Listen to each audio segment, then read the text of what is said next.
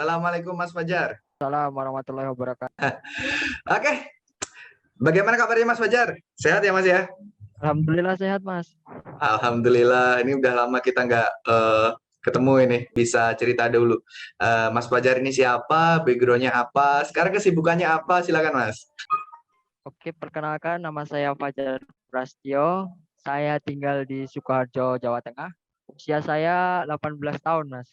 Saat ini aktivitasnya sebagai pelajar. Mungkin bisa cerita dulu. Kenal saham sebenarnya kapan kenal saham? Waktu awal kenal saham di tahun 2020 awal, Mas. Tahun 2020. 2020 awal. Iya. Pada waktu ada dari Facebook. Ada kenalan dari Facebook, kasih story. Ada story, apa nih kata Fajar gitu kan. Kok saham kok bisa ngasilin uang gitu kan.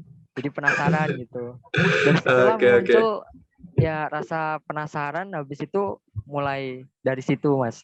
Akhirnya Oke. bisa kenal YouLife gitu. Oke. Jadi ini menarik nih, karena gini loh, Mas, nggak semua anak muda itu tertarik untuk mencari uang, karena dunia anak muda kan main, terus apalagi ya mungkin ya mungkin belajar kalau yang baik seperti itu, atau mungkin yang lain. Intinya belum ada kepikiran untuk nyari duit kayak gitu. Nah, Mas Fajar sendiri kenapa kok tertarik ke dunia saham seperti itu? Awalnya sih belum sama sekali tertarik ya, Mas, karena kan belum tahu juga potensinya gitu. Hmm. Karena dari awal basically saya juga sukanya itu jualan online gitu kan. Oke. Coba jualan online, dari mulai dropship, terus mau naik reseller tapi kok butuh modalnya besar gitu kan. Sedangkan saya juga masih pelajar, belum ada modal yang cukup, dan saya pun memutuskan kayaknya bukan jalan saya gitu. Terus begitu ada pop-up di Facebook gitu dari Coach Dodi, itu ada iklan gitu. Saya kena iklannya, Mas.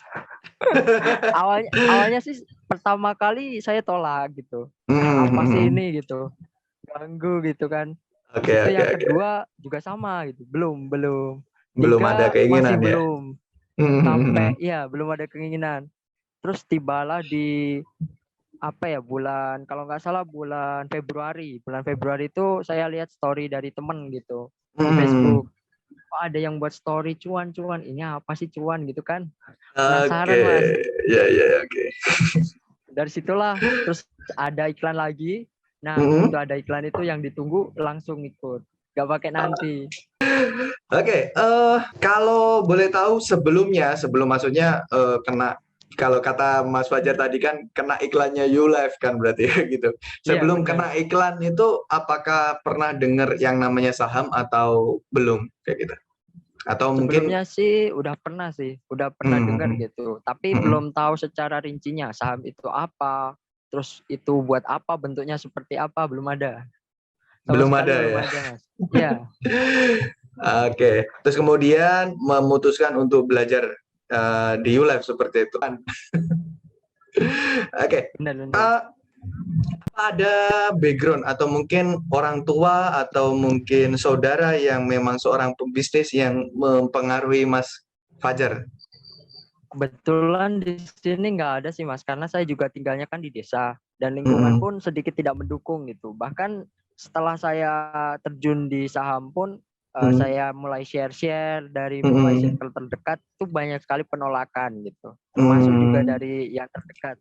Jadinya menurut saya memang edukasi ini penting gitu, bahwa saham itu penting. Coba aja kalau hampir semua orang tahu gitu betapa besarnya potensi, itu kayaknya nggak ada yang nolak lagi gitu, Mas. Nggak ada yang mengatakan haram dan sebagainya gitu. Jadinya emang nggak mendukung sama sekali, nggak ada background sama sekali sih. dari pihak keluarga juga nggak ada. Oke. Nah ini menarik karena apalagi Mas Fajar ini kan masih muda, masih kalau orang bilang ya, kebanyakan orang bilang sih, nggak semuanya pastinya, usia labil, kebanyakan seperti itu kan, katanya seperti itu. Nah, menghadapi cobaan atau mungkin penolakan yang sebesar itu, kok masih kuat seperti itu, atau Coach Dodi bilangnya banyaknya biawak seperti itu, kok masih bisa bertahan Bahkan dengan yang lain pun mungkin beberapa orang itu sudah putus asa. Tapi kok Mas Fajar masih kuat kayak gitu dengan biawaknya seperti itu. Oke Mas, jadi gini Mas, emang awalnya sih banyak sekali juga penolakan gitu. Struggle juga ada, pasti Hmm, ada. Dan hmm, bahkan tantangan-tantangan yang datang pun mulai berdatangan satu demi satu gitu tiap harinya. Cuman memang hmm. awalnya sih ada rasa kayak pengen nyerah gitu. Kayak ini susah banget gitu kan. Ternyata nggak semudah yang kira, nggak kayak dropship dan sebagainya. Tapi begitu tahu ada celah, meski apa ya ibaratnya ada masalah, pasti kan ada solusi gitu kan Mas. Benar, Saya benar. percaya konsep itu dari Coach Dodi juga itu. Hmm, Jadi hmm. ilmu saya dapat dari beliau, oke saya terapkan, ternyata alhamdulillah jadi gitu Mas. Meskipun Oke. banyak tantangan gitu kan, tapi setelah Hmm. saya coba berhasil gitu. Jadi saya penasaran lagi, ada tantangan baru, oke lah saya harus coba gitu. Sampai akhirnya sampai saat ini gitu. Pengalaman menarik apa ketika Mas Fajar mulai belajar saham? Apakah ada pengalaman menarik kayak gitu ketika belajar? Banyak sekali sih Mas. Pertama, memang saham ini kan potensinya besar gitu kan. Oke. Terus habis itu banyak orang yang banyak penolakan atau istilahnya menganggap bahwa saham itu bla bla bla gitu. Banyak hal Hmm. yang mereka anggap. Padahal sebenarnya kalau mereka tahu potensi ini, saya pun juga hampir ketawa lah kalau misalnya mau jelasin sharing ke waktu share gitu. Hmm. Kenapa sih kok banyak orang yang nolak gitu kan? Padahal Hmm. sebenarnya nggak ada yang salah gitu. Nggak ada yang langgar dari syariat Islam. Habis itu dari MUI pun juga mengizinkan ada fatwanya. Kenapa orang itu menganggap malah negatifnya gitu, melihat negatif dibandingkan positifnya. Padahal Oke. sebenarnya lebih banyak positifnya kan Mas. Karena bagi saya itu apa ya, eksperimen seseorang itu experience atau pengalaman tuh mahal banget Mas. Dan saya pengen belajar lebih banyak lagi kalau di sini. Itu aja sih Mas. Oke. Oke, oke, menarik nih. Jadi sebenarnya kalau umpamanya Mas Wajar ini bisa dibilang sudah apa ya? Sudah banyak dicari, sudah banyak dicari. Bahkan ada yang menawari seperti itu loh. Eh, Seorang anak muda yang masih umur 18 tahun, tapi dicari sama yang sudah tua-tua. Oke, untuk sekarang apakah tradingnya aktif atau gimana, Mas? Kalau untuk saat ini, semisal ada uang apa ya tabungan gitu ya Mas, uang Hmm. tabungan biasanya saya masukin ke akun LDN gitu. Tapi Hmm. kebetulan ini belum cair gitu. Insya Allah nanti kalau udah cair, rencana mau tak masukin di LDN dan mau dikelola di sana gitu. Karena saya juga mikir kalau saya simpan di bank yang lokal-lokal itu kan banyak juga potongan gitu ya Mas. Sedangkan di Hmm. LDN itu selain misal pun nggak digunakan, itu kan aman, nggak ada potongan sama sekali. Dan itu bagi saya sangat cocok lah buat usia semuda seperti saya gitu. Kan belum bisa nambah setiap bulannya tuh Mas, belum tentu gitu. Oke, oke, oke. Tapi udah pernah nyoba untuk apa tuh namanya open buy, open sell seperti itu? Karena bagi saya itu apa ya, eksperimen seseorang itu experience atau pengalaman tuh mahal banget Mas. Dan saya pengen belajar lebih banyak lagi kalau di sini. Itu aja sih Mas. Oke, oke, oke, menarik nih. Jadi sebenarnya kalau umpamanya Mas Wajar ini bisa dibilang sudah apa ya? Sudah banyak dicari, sudah banyak dicari. Bahkan ada yang menawari seperti itu loh. Eh, Seorang anak muda yang masih umur 18 tahun, tapi dicari sama yang sudah tua-tua. Oke, untuk sekarang apakah tradingnya aktif atau gimana, Mas? Kalau untuk saat ini, semisal ada uang apa ya tabungan gitu ya Mas, uang Hmm. tabungan biasanya saya masukin ke akun LDN gitu. Tapi Hmm. kebetulan ini belum cair gitu. Insya Allah nanti kalau udah cair, rencana mau tak masukin di LDN dan mau dikelola di sana gitu. Karena saya juga mikir kalau saya simpan di bank yang lokal-lokal itu kan banyak juga potongan gitu ya Mas. Sedangkan di Hmm. LDN itu selain misal pun nggak digunakan, itu kan aman, nggak ada potongan sama sekali. Dan itu bagi saya sangat cocok lah buat usia semuda seperti saya gitu. Kan belum bisa nambah setiap bulannya tuh Mas, belum tentu gitu. Oke, oke, oke. Tapi udah pernah nyoba untuk apa tuh namanya, open buy, open sell seperti itu? Sudah pernah Sudah, ya? Mas, sudah pernah. Udah pernah ngerasain cuan? Udah pernah. Udah Meskipun pernah. ya kalau di rating sih besar persentase, cuman emang hasilnya sih yang itu. Karena kan Oke. value-nya lah yang kurang gitu. Kalau kalau saya pikir ya, apalagi juga saya juga dulu juga belajar saham juga dari nol. Yang paling penting memang bagaimana kita bisa memanage untuk bisa mendapatkan persentase itu.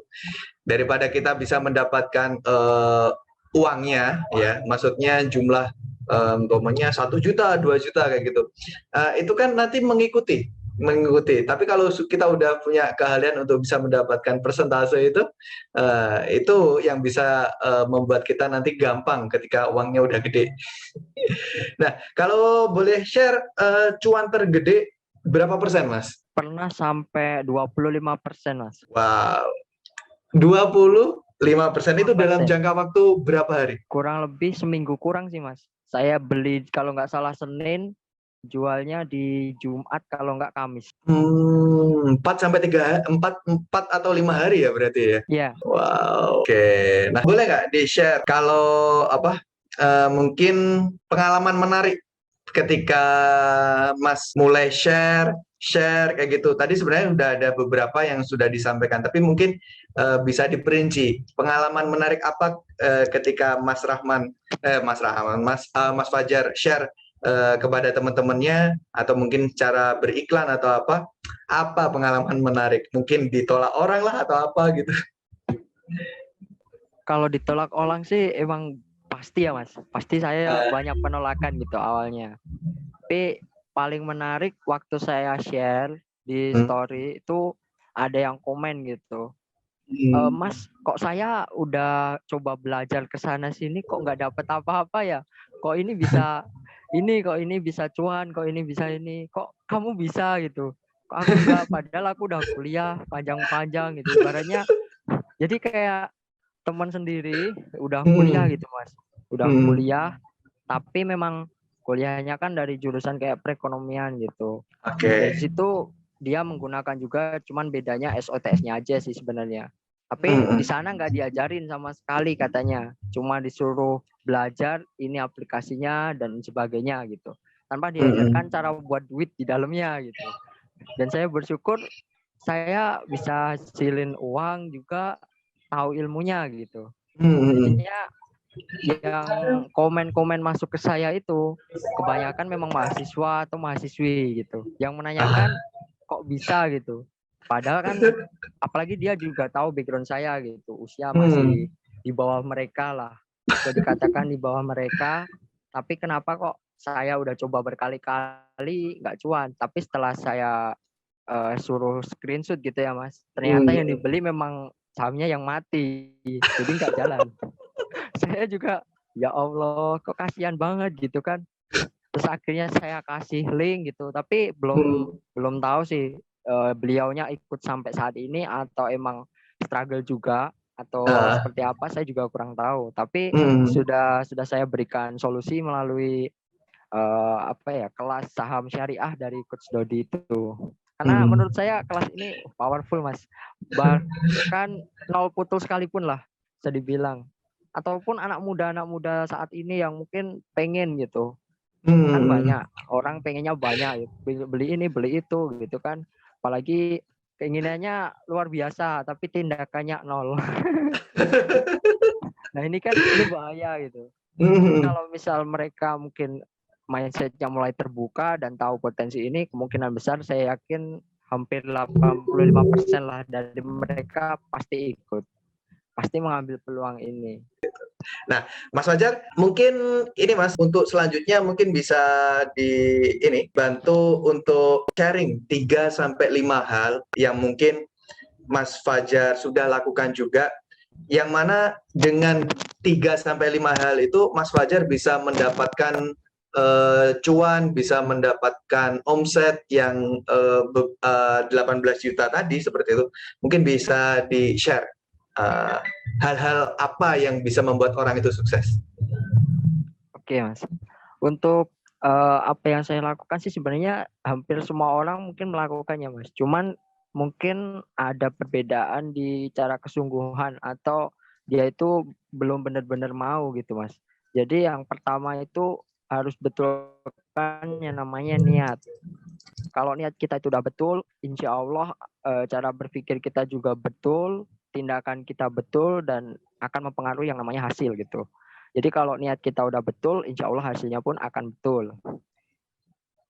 Terus untuk yang kedua, kita juga lakukan, dan saya pun juga melakukannya, Mas. Itu yang pertama yaitu kita harus melakukan tanpa adanya rasa milih-milih gitu, Mas. Kadang kan banyak juga gitu yang datang gitu. Misal kayak pilihan kan pasti banyak. Itu juga salah satu tantangan mereka atau tantangan saya pribadi juga. Itu banyak sekali berdatangan gitu. Pilihan-pilihan entah apa gitu yang bisa menghalangi kita untuk maju sebenarnya. Dan kita jangan sampai terjebak di fase-fase itu. Jadi kita harus tetap dalam kondisi di mana track kita lah, istilahnya tujuan awal kita, jangan sampai kita bisa melenceng ke kanan atau ke kiri gitu. Nih menarik nih. Ini perkataannya keluar dari mind dari seorang yang masih berumur 18 tahun, yang kalau kita bilang masih belajar. Beberapa orang kan banyak yang menyepelekan, pasti seperti itu ya Mas ya. Tadi yang saya dengar, Benar. banyak yang menyepelekan, banyak yang mungkin kamu ini apa kayak gitu. Tapi ternyata apa yang beliau sampaikan ini bahkan melebihi orang-orang yang udah kuliah seperti itu. Belajar masih ngandalin uang orang tua. Mohon maaf ya, mungkin beberapa dari teman-teman yang di sini ada yang seperti itu. Sebenarnya saya juga, tapi ya inilah yang membuat saya sendiri malu akhirnya ketika melihat Mas Fajar, ada Mas Fajar seperti ini. Nah, untuk Mas Fajar sendiri, menurut Mas Fajar, untuk saham syariah sendiri, untuk generasi milenial lah ya, atau mungkin generasi Z sekarang ini, peluangnya besar gak Mas? Sebetulnya kalau bisa dilihat, kalau orang mau melihat ke luar gitu ya Mas, apalagi sekarang kan zamannya juga digitalisasi. Banyak orang nggak ada lah yang istilahnya anak muda sekarang nggak pakai HP gitu. Tapi kesalahan dari mereka itu memanfaatkan HP itu bukan buat melihat ke depan atau mimpi-mimpi mereka, impian mereka itu nggak ada gitu. Sama sekali nggak ada. Mungkin ada tapi difikirkan setelah dia melakukan aktivitas itu. Jadi kayak menunda sesuatu. Sebenarnya itu kan salah satu penghalang mereka juga. Nah, banyak dari mereka itu memanfaatkan gadget atau handphone yang ada di tangan itu kemungkinan besar buat game, buat scroll-scroll sosial media, tapi nggak ada uang sama sekali gitu kan. Padahal kita scrolling lama, berjam-jam, nggak ada uang.